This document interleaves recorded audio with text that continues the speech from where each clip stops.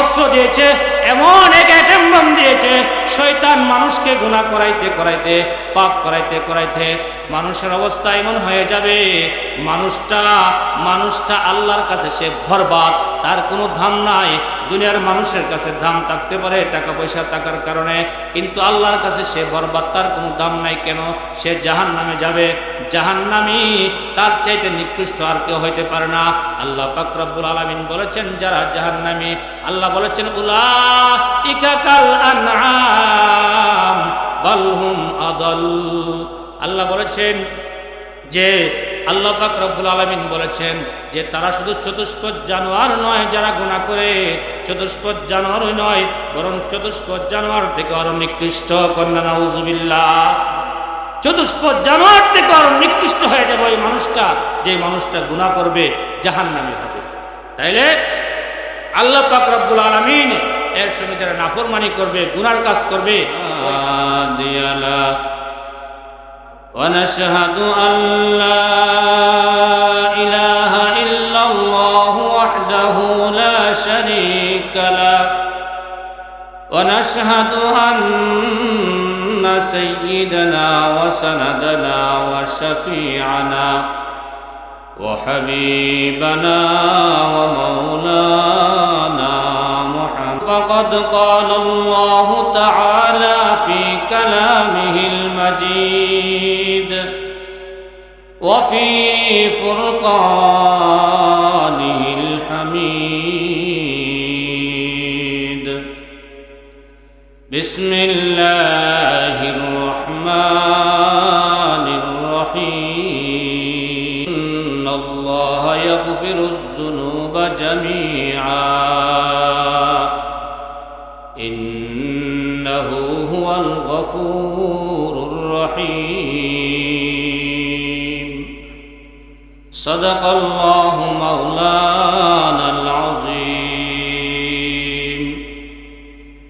وقال النبي صلى الله عليه وسلم التائب من الذنب كمن لا ذنب له أو كما قال رسول الله صلى الله عليه وسلم إن الله وملائكته يصلون على النبي يا أيها الذين آمنوا صلوا عليه وسلموا تسليما اللهم صل على محمد وعلى آل محمد كما صليت على إبراهيم وعلى آل إبراهيم إنك حميد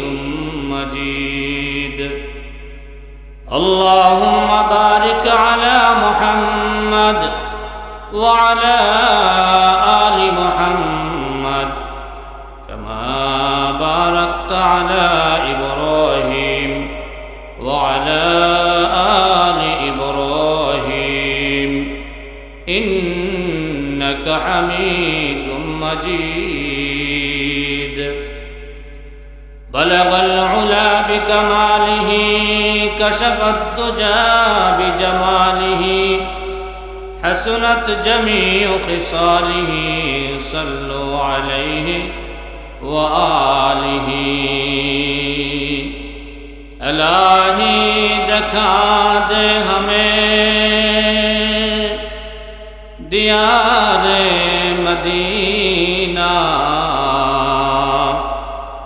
الہی بنا دے ہمیں غبار مدینہ بلغ العلا بکمالہ کشف الدجى بجماله حسنت جميع خصاله صلوا عليه وآله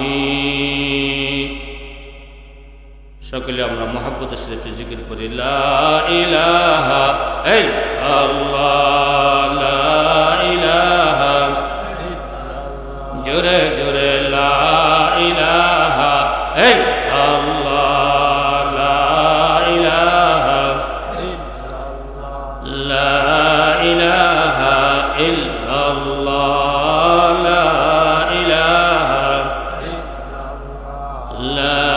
ইলাহা ইল্লাল্লাহ লা ইলাহা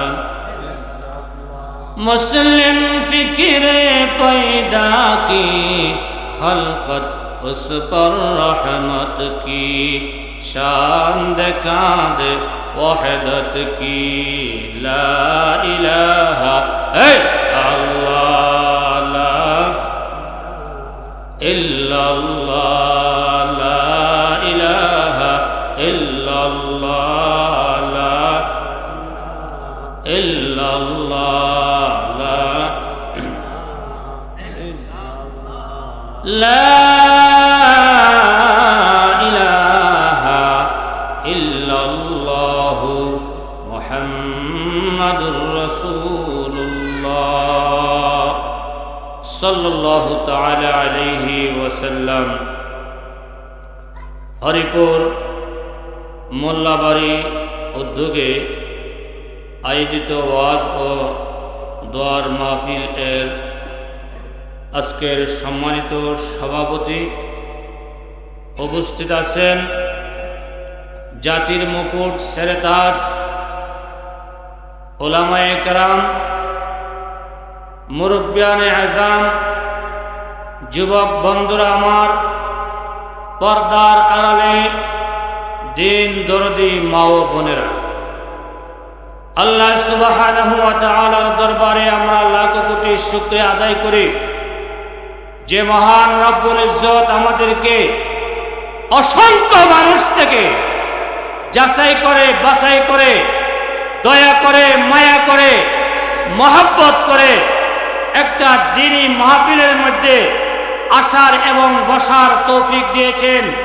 সেই জন্য আমরা শুকরিয়াতান জোরে সুরে আল্লাহ পাকের দরবারে শুকরিয়া আদায় করি। সবাই বলে আলহামদুলিল্লাহ, আরো জোরে বলেন আলহামদুলিল্লাহ। আমাদের এই আওয়াজ যাতে আরশে আজিম পর্যন্ত পৌঁছে জুড়ে বলতে হবে। আল্লাহ তো আস্তে বললো শুনেন, জুড়ে বললো শুনেন, ঠিক কিনা? আল্লাহ তো সামিউম বাসির, সব কিছু শুনেন এবং দেখেন, সেই ক্ষমতা আল্লাহর আছে কি নাই? ইন্নাল্লাহা আলা কুল্লি শাইইন কাদির, আল্লাহ সর্বশক্তিমান, আল্লাহর চাইতে ক্ষমতাধর পৃথিবীতে আর কেউ হইতে পারে না, ঠিক কিনা বলেন? সম্মানিত উপস্থিতি, যদিও মাহফিলের শ্রোতার সংখ্যা কম হয়, যারা আসছেন খুবই একটা অনুপ্রেরণা নিয়ে আসছেন, ঠিক কিনা? যে এখানের মধ্যে কথা শুনবো আল্লাহ এবং রাসূলের। পৃথিবীর মধ্যে সর্বশ্রেষ্ঠ ওই মাহফিল, ওই মজলিস, যেই মজলিসের মধ্যে কোরআনের আলোচনা হয়, আল্লাহ এবং রাসূলকে নিয়ে আলোচনা হয়, তার চাইতে পৃথিবীতে আর কোনো শ্রেষ্ঠ মাহফিল হইতে পারে না। কন্যা সুবহানাল্লাহ। দুনিয়ার বিভিন্ন মাহফিল, বিভিন্ন গান বাদ্য, এগুলোর মধ্যে কি রহমতের ফেরেশতা আসে? আসে না। আপনারা যদিও অল্প সংখ্যক লোক বসে আছেন, চতুর্দিকে কত হাজার লক্ষ কোটি ফেরেশতা আছে আপনারা জানেন। আল্লাহর পক্ষ থেকে সকিনা রহমত বর্ষণ হইতে যায়। সুবহানাল্লাহ কন্যা। এই মাহফিলকে নিরাপত্তা দেওয়ার জন্য আল্লাহ পাকের ফেরেশতারা নিয়োজিত আছেন। সুবহানাল্লাহ কইবেন না? আল্লাহ পাকের কাছে তারা বলতেছে, আল্লাহ আপনার বান্দারা এই ঠান্ডার মধ্যে বৈশা আপনার কথা, কোরআনের কথা শুনতেছে। আল্লাহ পাক রব্বুল আলামিন বলেন যে আমার কথা তারা এই ঠান্ডার মধ্যে শুনতেছে, আমি আল্লাহ সবাইকে মাফ করে দিলাম। যারা এমনি আইসে শোনার জন্য, আয়া দেখছে ভালো লাগছে, আল্লাহকে এদেরকেও মাফ করে দিল। মাইকের আওয়াজ শুনতেছে, তারা ঘরে বসে বসে শুনতেছে। আল্লাহ পাক ইচ্ছা করলে সবাইকে মাফ করতে পারেন কিনা? হইতে পারে আজকের এই মাহফিল আমাদের জন্য একটা নাজাতের উসিলা হয়ে যাবে। হইতে পারে এই মাহফিল আজকে আমার জন্য শেষ মাহফিল, আর দ্বিতীয়বার কোনো মাহফিলের বসার সুযোগ নাও হইতে পারে। মুআজ্জাজ হাজিরিন, আলহামদুলিল্লাহ অনেক উলামায়ে কেরাম এখানে তাশরীফ এনেছেন। আলহামদুলিল্লাহ বিশ্ব যে হাফেজে কোরআনও রয়েছে। আপনাদের সৌভাগ্য, এত আলেম যে দাওয়াত দিয়েছে আমি তা জানতাম না। হাফেজ আব্দুল সালাম যে উদ্যোগ নিয়েছে, এটা অনেক বড় মনের কথা। সবাই কিন্তু মোল্লাবাড়ি মোল্লা মানুষের খাতিরে লোকমান সাহেব রহমতুল্লাহ আলাই, হযরত মাওলানা লোকমান সাহেব রহমতুল্লাহ আলাই এর অবদান আছে কি নাই, ওনার কুরবানি আছে কি নাই? দীর্ঘ অনেক বছর যাবত উনি ইমামতি করেছেন, এটার একটা ফসল। এই জন্য আপনারা যদি সামনে আরও সহযোগিতা করেন, আশা করি এই মাহফিল দিন দিন বড় হবে, ঠিক কিনা? আমার পরে আকর্ষণীয় একজন বক্তা 32 ইঞ্চি, যার ওয়াজ শোনার জন্য দূর দূরান্ত থেকে মানুষ আসে, এরকম একজন বক্তা আপনাদের সামনে ইনশাল্লাহ আমার পরে আগমন করবেন। আপনারা ওয়াজ শুনতে রাজি আছেন কিনা? তাহলে শুরু থেকে নিয়ে শেষ পর্যন্ত কারা কারা থাকতে প্রস্তুত, একটু হাত উঠায় দেখান। নারে তাকবীর, দ্বীন ইসলাম, হরিপুর মোল্লাবাড়ি ওয়াজ ও দোয়ার মাহফিল জিন্দাবাদ জিন্দাবাদ, লিল্লাহি তাকবীর, সবাই মিলে আল্লাহু আকবার। মুআজ্জাজ হাজিরিন, আমি গুনাহগার কে আদেশ করা হয়েছে কোরআন হাদিস থেকে কিছু বলার জন্য। সংক্ষিপ্তভাবে ইনশাআল্লাহ আমি আমার বিষয়ের উপর আলোচনা করব। তারপরে প্রধান যিনি আকর্ষণ নিয়ে আসবেন, তারপর দোয়া হবে সকলের জন্যেই। এই জন্য আমরা কেউ মেহরবানি করে আমরা যারা বসছি ধৈর্য সহকারে বসবো। একটা কথা আছে, শেষ বলা যার সব বলা তার, ঠিক কিনা বলেন? সারা জীবন গুনাহ করছে, শেষে ভালো হয়ে গেছে, আল্লাহ তারা মাফ করে। এই জন্যে আমরা একটু ধৈর্য সহকারে বসি, কোরআন এবং হাদিস থেকে আলোচনা শুনি। হইতে পারে এই শোনা বসা আমার নাজাতের উসিলা হয়। মুআজ্জাজ হাজিরিন, পবিত্র কালামুল্লাহ শরীফ থেকে আমি আপনাদের সামনে যে আয়াতে কালিমা তেলাওয়াত করেছি সেই আয়াত নিয়ে ইনশাআল্লাহ আলোচনা করার চেষ্টা করব। পবিত্র কোরআনে কারিমের সূরাতুল জুমার 53 নং আয়াতে কালিমা তেলাওয়াত করেছি। বিশ্বনবী হযরত মুহাম্মদ আরবি সাল্লাল্লাহু আলাইহি ওয়াসাল্লামের অসংখ্য হাদিস থেকে ছোট্ট একটা হাদিস পেশ করেছি। কোরআন এবং হাদিসকে সামনে নিয়ে কিছু আলোচনা করার চেষ্টা করব, যদি আল্লাহ পাক তৌফিক দান করেন। সবাই যদি আপনারা আমার জন্য দোয়া করেন, আমি গুনাহগার কিছু বলার জন্য চেষ্টা করব। সবাই দোয়া করতে রাজি আছেন তো ইনশাআল্লাহ? কোনো বক্তা বলার ক্ষমতা রাখে না যদি আল্লাহ তৌফিক না দেন, শ্রোতাও আর শোনার ক্ষমতা রাখে না যদি আল্লাহ তৌফিক না দেন। তাহলে বুঝতে হবে আমাদেরকে আল্লাহ পাক এখানে আসার তৌফিক দিচ্ছে বলে আমরা আসতে পেরেছি। সুবহানাল্লাহ। কুল্লা সম্মানিত উপস্থিতি, যে আয়াতে কালিমা আপনাদের সামনে তেলাওয়াত করেছি, সর্বপ্রথমে সে আয়াতের অর্থ বলবো, তারপরে ব্যাখ্যা বিশ্লেষণের দিকে যাব। আল্লাহ সুবহানাহু ওয়া তাআলা পবিত্র কালামে পাকের সূরাতুল জুমার 53 নং আয়াতে ঘোষণা করেন, قل يا عبادي الذين أسرفوا على أنفسهم لا تقنطوا من رحمة الله إنه هو الغفور الرحيم। আল্লাহ সুবহানাহু ওয়া তাআলা ঘোষণা করেন, কুল ইয়া ইবাদি, হে নবী আপনি বলে দেন, হে আমার বান্দা বান্দিরা। আল্লাহ পাক বলেন, যারা নিজের নফসের উপর জুলুম অত্যাচার করেছ, কুল ইয়া ইবাদিয়াল্লাযীনা আসরাফু আলা আনফুসিহিম, নিজের নফসের উপর জুলুম করেছ, অত্যাচার করেছ, গুনাহ করতে করতে কলবটাকে কালো বানিয়ে ফেলেছ। যারা অত্যাচার অবিচার করেছ নিজের নফসের উপর, নিজের আত্মার উপর, আল্লাহ সুবহানাহু ওয়া তাআলা বলেন, লা তাকনাতু মির রাহমাতিল্লাহ। কন্না সুবহানাল্লাহ। আমি আল্লাহর রহমত থেকে তোমরা নৈরাশ হয় না। লা তাকনাতু মির রাহমাতিল্লাহ, তোমরা আমি আল্লাহর রহমত থেকে তোমরা নৈরাশ হয়। ইন্নাল্লাহা ইয়াগফিরুয যুনুবা জামিআ। আল্লাহ বলেন আমি তোমাদের সমস্ত গুনাহ খাতাকে মাফ করে দিব। সেই ক্ষমতা আল্লাহর আছে কি নাই? আমি আল্লাহর রহমত থেকে তোমরা নৈরাশ হয়ো না, আমি তোমাদের সমস্ত গুনাহ খাতাকে কি করে দিব? মাফ করে দিব। আল্লাহ পাক বলেন ইন্নাহু হুয়াল গফুরুর রহিম, নিশ্চয়ই আল্লাহ পাক অত্যন্ত ক্ষমাশীল এবং দয়ালু। জোরে সোরে করেন সুবহানাল্লাহ।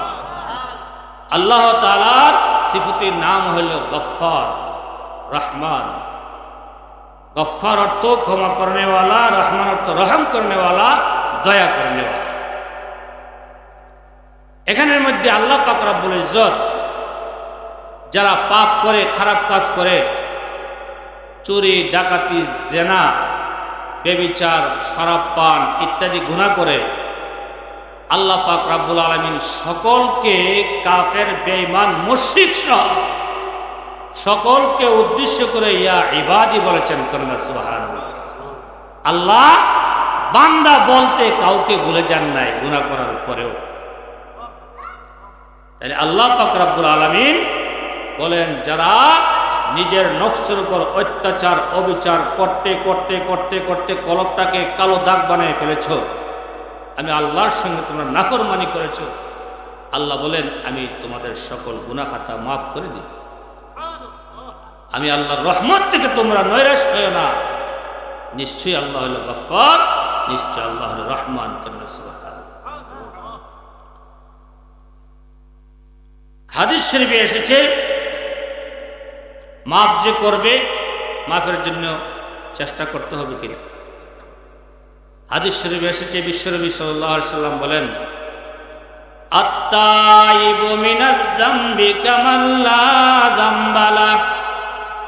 বিশ্বনবী সাল্লাল্লাহু আলাইহি সাল্লাম বলেন যে তওবাকারী যে তওবা করে,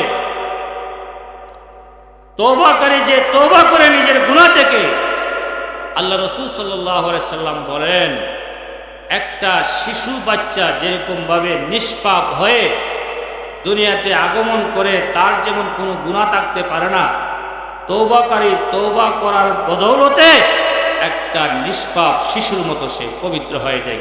কন্যা সুবহানাল্লাহ। তার কোনো গুনাহ থাকে না। দুনিয়াতে যারা জেল খাটে, ফাঁসিতে ঝুলে, তাদের নামটা তালিকায় থাকে। আল্লাহ পাক রব্বুল ইজ্জতের সাথে নাফরমানি করে, আল্লাহর সঙ্গে যারা আল্লাহর হুকুমকে যারা অমান্য করে, গুনাহ করে, যারা সত্যিকার অর্থে তওবা করবে, আল্লাহ রাসূল সাল্লাল্লাহু আলাইহি সাল্লাম বলেন তাদের সমস্ত গুনাহকে মুছে ফেলা দেওয়া হবে, তাদের কোনো গুনাহ থাকতে পারে না। তাইলে এবার আসেন তওবা এটা কেমন জিনিস। তওবা একটা গুনাহ মাফের জন্য বিশাল বড় একটা অস্ত্র, তার চেয়ে আর বড় অস্ত্র হইতে পারে না। কন্যা সুবহানাল্লাহ। বন্ধুরা আমার, আপনারা জানেন কেমন বড় অস্ত্র তওবা।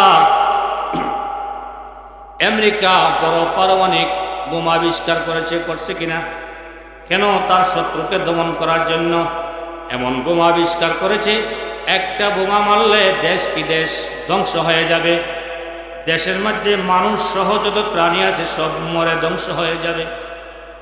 ব্রিটেন বোমা আবিষ্কার করেছে, যে বোমা ছাড়লে পরে দেশ কি দেশ ধ্বংস হয়ে যাবে।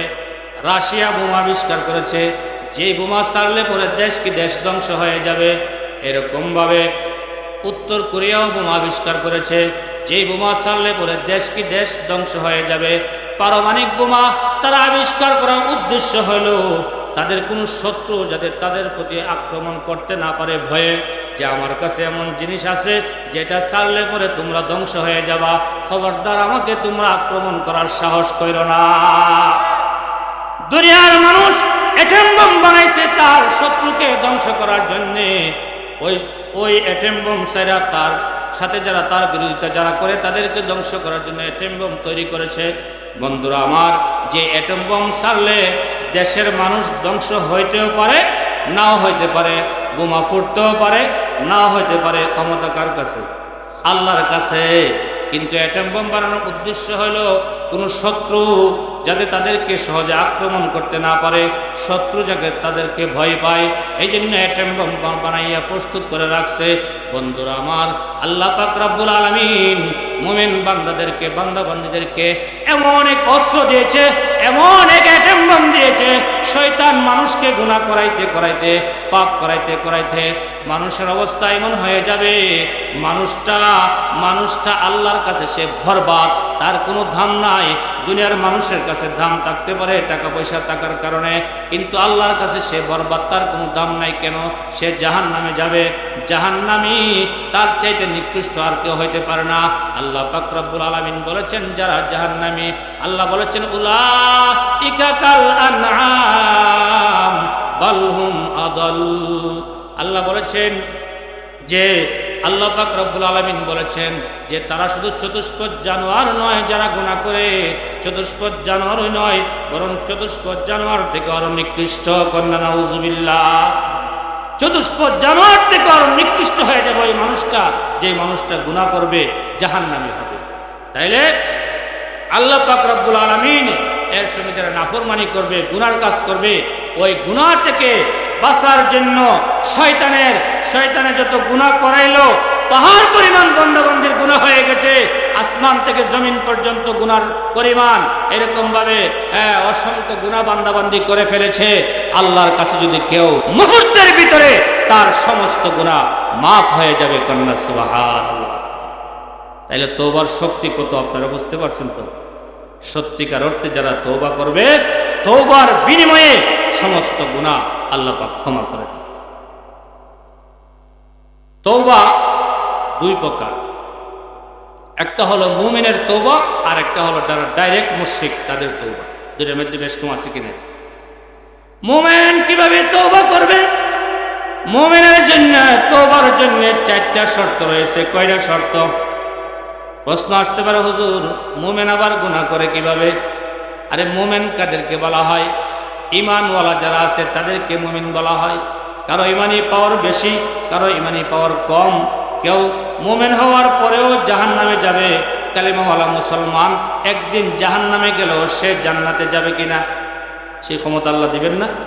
শেষ পর্যন্ত জাহান্নামের যে জ্বলতে জ্বলতে আংরা হয়ে গেছে, আল্লাহ পাক রব্বুল আলামিন তাদেরকেও জান্নাতে দিবেন। রসুল সুপারিশ করে একটা একটা করে রসুল উম্মতকে জান্নাতে নিয়ে যাবেন। কন্যা সুবহানাল্লাহ।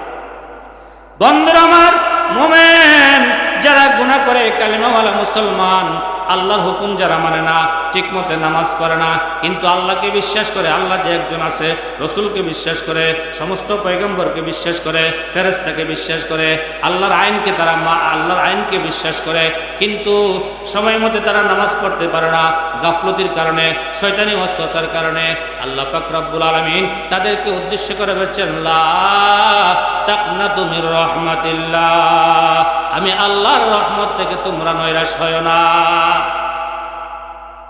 তাদের জন্য তওবার চারটা শর্ত রয়েছে। এক নাম্বার শর্ত হলো গুনার উপর লজ্জিত হতে হবে। আমি যে গুনাহ করেছি, আমি তো ধ্বংস হয়ে গেছি, আর কি করলাম? গুনার উপর লজ্জিত হতে হবে। কয় নাম্বার? এক নাম্বার। দুই নাম্বার হলো যে গুনার মধ্যে বর্তমানে জড়িত আছে, সে মদ পান করুক, জেনা করুক, চুরি করুক, ডাকাতি করুক, রাহাজারি করুক, গীবত করুক, চুগলখড়ি করুক, যেই গুনার সঙ্গে সে জড়িত আছে, সেই গুনাহকে সম্পূর্ণভাবে ছেড়ে দেওয়া। এক নম্বর হলো লজ্জিত হওয়া, দুই নম্বর হলো সম্পূর্ণরূপে গুনাহকে ছেড়ে দেওয়া, তিন নম্বর হলো ভবিষ্যতে না করার ওয়াদা করা। কার কাছে? আল্লাহর কাছে ওয়াদা করা। চার নম্বর হলো কোনো বান্দা বান্দির হক যদি কেউ নষ্ট করে থাকে, তাহলে তার হককে আদায় করা। এই চারটা শর্ত ঠিক রেখে যে মুমিন বান্দা বান্দি আল্লাহর কাছে তওবা করবে, শেষ রজনীতে উঠা তাহাজ্জুদের নামাজ পড়া দুই ফোঁটা চোখের পানি ফালাইবে, আল্লাহ পাক রব্বুল আলামিন রহমতের দরিয়া জোশ মারে। আল্লাহ পাক রব্বুল আলামিন ওই বান্দা বান্দিকে মুহূর্তের ভিতরে তার তওবাকে কবুল করে নেবেন, তার সমস্ত গুনাহ খাতাকে মাফ করে দিবেন। কন্যা সুবহানাল্লাহ। বাহারে আলতা ফেতুবে পায়া বুদ, বাহারে আলতা ফেতুবে পায়া বুয়ত না উমিদ দাস রহমতত শাইতা বুয়ত না উমিদ দাস রহমতত শাইতা বুয়ত। আল্লাহর রহমতের সাগরের কোনো কুল কিনারা আসেনি। আল্লামা শায়ের বলেন আল্লাহর রহমতের সাগরের কোনো কুল কিনারা নাই বন্ধুরা আমার।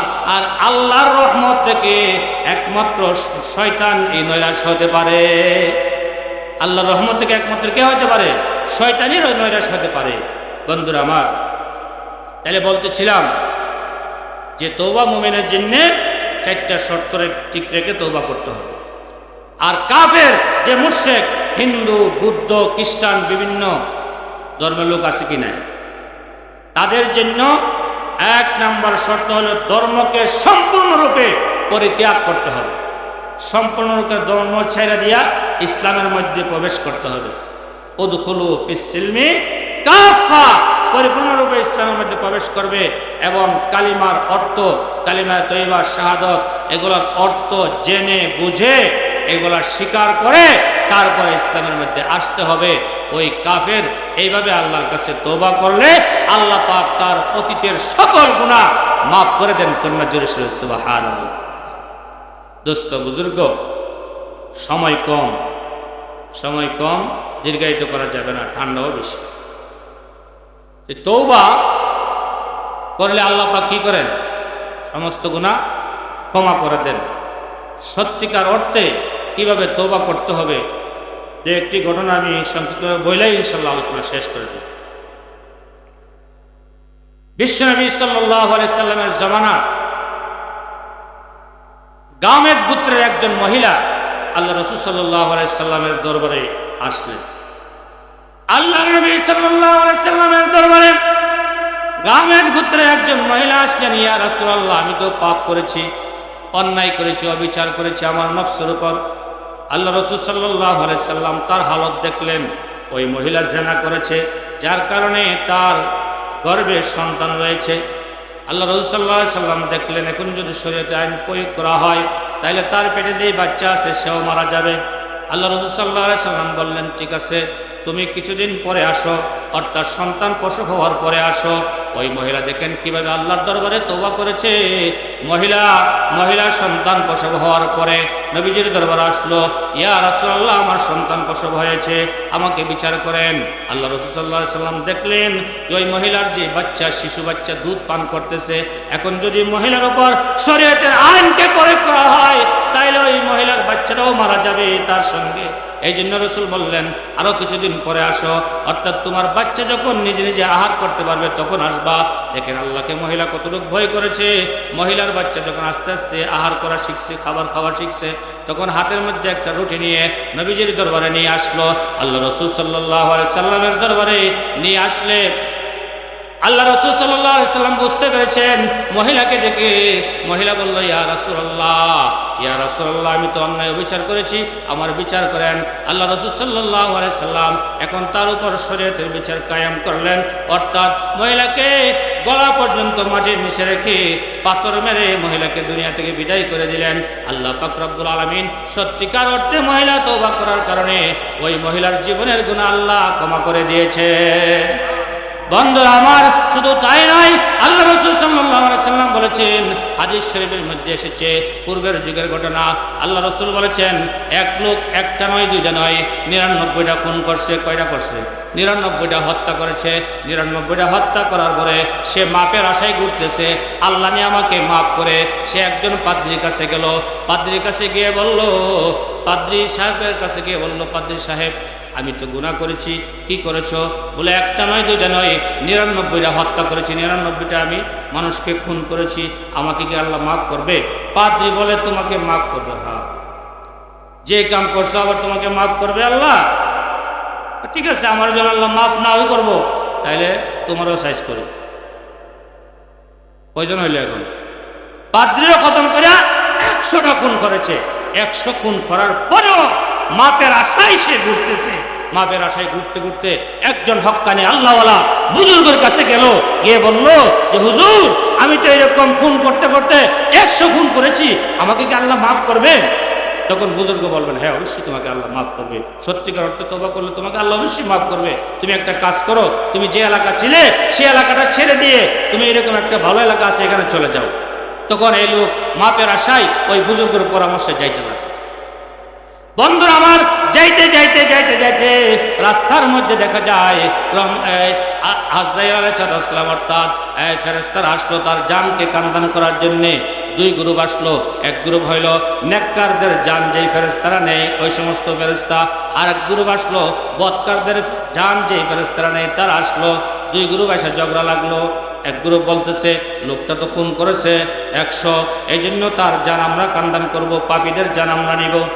আরেক গ্রুপ আইসা বলতেছে না না না, সেই লোকটা তো ভালো কাজের দিকে অর্থাৎ ভালো হওয়ার জন্য সে রওনা হয়েছে, তার জান আমরা নিব। দুই গ্রুপের মধ্যে ঝগড়া। যখন ঝগড়া শুরু হয়ে গেল তখন সমাধানের জন্য কে আসছেন? হযরত জিবরাইল আলাইহিস সালাম আসলেন। হ্যাঁ, কি হয়েছে তোমাদের মধ্যে? বলে এই ঘটনা, লোকটা তো খারাপ ছিল, 100 খুন করেছে, তার জান আমরা নিব। তারা বলতেছে না, সে মাপের আশায় যাইতেছে ওই এলাকার মধ্যে, এই জন্য সে ভালো, তার জান আমরা নিব। ওই লোকটা যখন মাপের আশায় বাইর হয়ে গেল, আল্লাহর রহমতের আশায় যখন বাইর হয়ে গেল, বন্ধুরা আমার, আল্লাহ পাকের রহমতের দয়ায় জোশ মেরেছে। আল্লাহ পাক রব্বুল আলামিনের রহমতের জোরে কিভাবে জোশ মারলো দেখেন। জিবরাইল আলাইহিস সালাম ফয়সালা দিলেন, ঠিক আছে আমি একটা সমাধান দিয়ে দেই, মাপ দেওয়া হোক। যদি রাস্তা বেশি অতিক্রম করে থাকে, যে এলাকাটা ভালো সে এলাকা যদি বেশি অগ্রসর হয়ে থাকে, তাইলে তার জান নেবে নেককারদের জান যে ফেরেশতারা নেই তারা। আর যদি বেশি অতিক্রম করে না থাকে, রাস্তা কম আগায়া থাকে, তাইলে তার জান নেবে যে সমস্ত ফেরেশতা বদকারদের জান নেই তারা নেবে। সুন্দর একটা ফয়সালা হয়েছে না? ফয়সালা করলেন জিবরাইল আলাইহিস সালাম। তখন মাপ দেওয়ার সময় দেখা যায় আল্লাহ পাকের রহমতের জরিয়া জোশ মারছে। যদিও সে সামনে বেশি আগাইতে না পারে, আল্লাহ পাক কুদরতি শক্তি দিয়ে রাস্তাকে তার আগায় দিলেন। মাপ দেওয়ার পরে দেখা যায় বেশি অংশ সে অগ্রসর হয়েছে, আল্লাহ পাক তাকে জীবনের জন্য মাফ করে দিলেন। কন্যা সুবহানাল্লাহ। তার জান নেককারদের ফেরেশতায়, নেককারদের জান যে ফেরেশতারা নেই তারাই নিয়ে গেল। কন্যা 100টা খুন করার পরেও সেই লোকটা খালেস তওবা করার কারণে আল্লাহর কাছে মাপ পেয়ে গেছে। কন্যা সুবহানাল্লাহ। দোস্ত বুজুর্গ, হযরত দেহিয়াতুল কলবি রাদিয়াল্লাহু তাআলা আনহু যে কত বড় জঘন্যতম কাজ করেছে, উনাকেও আল্লাহ মাফ করেছে। এই ঘটনাটা বলেই আমি ইনশাআল্লাহ আলোচনা শেষ করে দিব। তারপর আমাদের প্রধান আকর্ষণ ইনশাআল্লাহ কিছুক্ষণের মধ্যে তশরিফ আনতেছেন। হযরত দেহিয়াতুল কলবি রাদিয়াল্লাহু তাআলা আনহু কত বড় পাপী ছিলেন। আল্লাহ রাসূল সাল্লাল্লাহু আলাইহি সাল্লাম আল্লাহ পাকের কাছে দোয়া করলেন, রব্বুল আলামিন আবু লাহাব অথবা দেহিয়াতুল কলবি দুইজনের মধ্যে থেকে কোনো একজনকে আপনি হেদায়েত দান করেন। আল্লাহ পাক রব্বুল আলামিন নবীজির দোয়া সঙ্গে সঙ্গে কবুল করেছেন। কন্যা সুবহানাল্লাহ। নবীজি সাল্লাল্লাহু আলাইহি সাল্লামকে জানাইয়া দিলেন, এ আমার হাবিব, আগামীকাল দেহিয়াতুল কলবি তোমার কাছে আসবে, কাইসা কালিমা গ্রহণ করবে। সুবহানাল্লাহ। দেহিয়াতুল কলবি তোমার কাছে আসবে আগামীকাল। বিশ্বনবী সাল্লাল্লাহু আলাইহি সাল্লামের দোয়া কবুল হয়ে গেল। আল্লাহ রাসূলকে যখন আল্লাহ পাক জানাইয়া দিলেন, আল্লাহ পাক রব্বুল আলামিন সাহাবায়ে কেরাম রাদিয়াল্লাহু তাআলা আনহুম আজমাইনকে বললেন, হ্যাঁ আমার সাহাবীরা, আগামীকাল দেহিয়াতুল কলবি আসবে কালিমা গ্রহণ করার জন্য। হে আমার সাহাবীরা, তার সঙ্গে কোনো বেয়াদবি করবে না, তাকে সম্মানের সঙ্গে আমার কাছে নিয়ে আসবা। দেখা গেল পরের দিন দেহিয়াতুল কলবি রাদিয়াল্লাহু তাআলা আনহু বিশ্বনবী সাল্লাল্লাহু আলাইহি সাল্লামের দরবারে আসার জন্য রওনা হয়ে গেলেন। সাহাবায়ে কেরামদের সঙ্গে সাক্ষাৎ হইলে সাহাবায়ে কেরাম সম্মানের সাথে রাসূলের দরবারে তাকে নিয়ে আসলেন। বিশ্বনবী সাল্লাল্লাহু আলাইহি সাল্লামের কাছে যখন নিয়ে আসলেন, আল্লাহ রাসূল যখন দেহিয়াতুল কলবিকে দেখলেন, আল্লাহ রাসূল সাল্লাল্লাহু আলাইহি সাল্লাম দেহিয়াতুল কলবির সম্মানে নবীজি সাল্লাল্লাহু আলাইহি সাল্লামের চাদর মুবারককে বিছিয়ে দিলেন। সুবহানাল্লাহ। নবীজি সাল্লাল্লাহু আলাইহি সাল্লাম চাদর মুবারককে বিছিয়ে দিলেন এই জন্য যে একজন কাফের দিন গ্রহণ করার জন্য আসছে, এই জন্য তার সম্মানে আল্লাহ রাসূল চাদর মুবারককে বিছিয়ে দিলেন। আল্লাহ রাসূল বললেন, দেহিয়া তুমি এখানে বসো।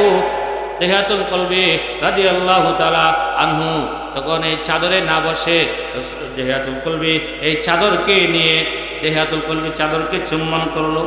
সুবহানাল্লাহ। দেহাতুল কলবি বলেন, ইয়া রাসূলুল্লাহ, আমি এই চাদরে বসার উপযুক্ত নয়, এই চাদরে আমি বসতে পারবো না, এই চাদরে আমি বসবো না। আল্লাহ রাসূল সাল্লাল্লাহু আলাইহি সাল্লাম বসার কথা বললেও দেহাতুল কলবি সেই কাজটা করেন নাই।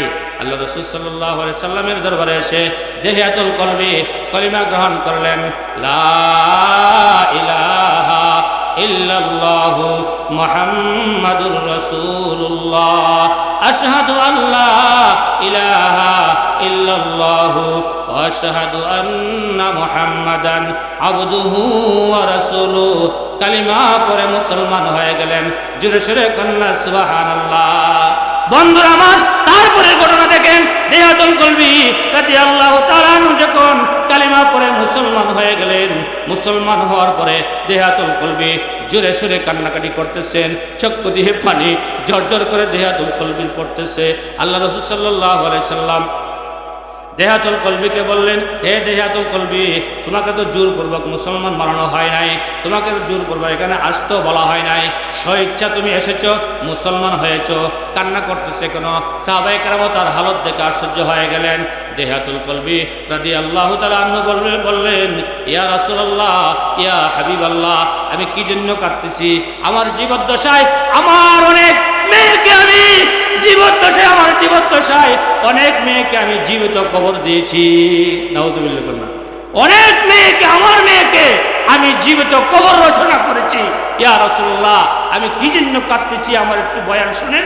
আল্লাহ রাসূল সাল্লাল্লাহু আলাইহি সাল্লামকে বললেন যে, ইয়া রাসূলুল্লাহ, কিছুদিন পূর্বে যে ঘটনাটা ঘটেছে, আমার স্ত্রী গর্ভের সন্তান ছিল, আমি সফরে বের হয়েছিলাম, স্ত্রীকে বলেছিলাম, হে আমার স্ত্রী শোনো, তোমার ঘরে যে সন্তান হবে, যদি মেয়ে হয় তাহলে তাকে তুমি জীবিত দাফন করবে। সেই কথা বলে সে সফরে চলে গেছে। সফরে যাওয়ার পরে তার স্ত্রীর গর্ভে যখন সন্তান হলো, মেয়ে সন্তান হলো, মা তো সন্তানকে জীবিত কবর দিতে পারে? কোনো মার দ্বারা এই কাজটা হয়? কখনো হইতে পারে না। মা, স্বামী বলে গেছে, কিন্তু জঘন্য কাজ মা করতে রাজি না। মা সন্তানকে লালন পালন করেছে, মোটামুটি বড় হয়েছে। কিছুদিন পরে যখন দেহাতুল কলবি সফর থেকে বাড়িতে ফিরল, বাড়িতে ফিরে দেখে তার মেয়েটা আয়েশা বাবাকে জড়ায় ধরছে। কন্যা সুবহানাল্লাহ। বাবার কথা শুনে বাবাকে জড়াতে আসার পরে বাবাকে দেখে নাই, বাবার কথা শুনে বাবাকে জড়ায় ধরছে। ইয়া আবাতি, ইয়া আবাতি, ইয়া আবাতি, ইয়া আব্বুজি, ইয়া আব্বুজি বলে বাবাকে জড়ায় ধরছে। বাবাকে চুম্বন করতেছে জড়ায় ধরে, কিন্তু পাষাণ হৃদয়ের বাবা দেহাতুল কলবি বলে, তারপরে আমার কলবটা নরম হইল না। ইয়া রাসূলুল্লাহ, আমার সন্তান আমাকে জড়ায় ধরলো, আমি পাষণ্ড। আমার স্ত্রীকে আমি বললাম, এই তুমি কি কাজটা করলে? তোমাকে বলেছিলাম যে আমি চলে যাওয়ার পরে সফরে সন্তান হলে, তুমি মেয়ে হলে জীবিত কবর রচনা করার জন্য, কিন্তু তুমি এই কাজটা করলে না। যাও আমার কাছে তাড়াতাড়ি ক্ষমতা দাও, রশি দাও, আমি কাজটা সমাধা করি। কিন্তু স্ত্রী তো এগুলা মানে না। স্ত্রী বহুত কাকুতি করলো, স্ত্রীর কথা সে গ্রহণ করে নাই। সে রশি এবং ক্ষমতা নিয়ে মেয়েকে সঙ্গে নিয়ে রওনা হয়ে গেল। কোথায়? মেয়েকে কবর দিবে জঙ্গলে। জঙ্গলের দিকে যখন রওনা হয়ে যায়, তখন মেয়েটা বলতেছে, ইয়া আবাতি আইনা তাযাহাবু, হে আব্বুজি, আপনি কোথায় যাচ্ছেন? আপনি কোথায় যাচ্ছেন? তারপরও পাষাণ্ড দেহাতুল কলবির কলবটা নরম হয় না। মেয়েকে নিয়ে জঙ্গলে রওনা হয়ে গেল কবর রচনা করার জন্য, জীবিত কবর রচনা করার জন্য। যখন জঙ্গলে মেয়েকে নিয়ে রওনা হয়ে গেছে, জঙ্গলে যখন পৌঁছলো, জঙ্গলে গিয়ে কবর খনন করে গর্ত খনন করতেছে। এদিকে মেয়ে বলতেছে, আব্বুজি, আব্বুজি, আপনি কি করতেছেন? আপনি কি করতেছেন? আপনি তো গায়ের মধ্যে ময়লা পড়তেছে, মাটি পড়তেছে। আসুন আব্বুজি, হে আব্বুজি, আপনি আসুন, আপনার গায়ের ময়লাটাকে আমি পরিষ্কার করে দেই। সুবহানাল্লাহ। কন্যা পাষণ্ড দেহাতুল কলব বলে, তারপর আমার কলবটা নরম হইল না। ইয়া রাসূলুল্লাহ, আমার এই মেয়েকে আমি হাত পাও বেঁধে জীবিত তাকে আমি কবর দিয়ে ফেলেছি। ইয়া রাসূলুল্লাহ, ইয়া হাবিবাল্লাহ, আমাকে কি আল্লাহ পাক মাফ করবে? আমি যে জঘন্যতম অপরাধ করেছি, সেই জঘন্যতম অপরাধের কারণে কি আমাকে আল্লাহ মাফ করবে? কান্নাকাটি করতেছে। এমনি করে জিবরাইল আমিন আলাইহিস সালাতু ওয়াস সালাম বিশ্বনবী সাল্লাল্লাহু আলাইহি সাল্লামের দরবারে তাশরিফ এনেছে।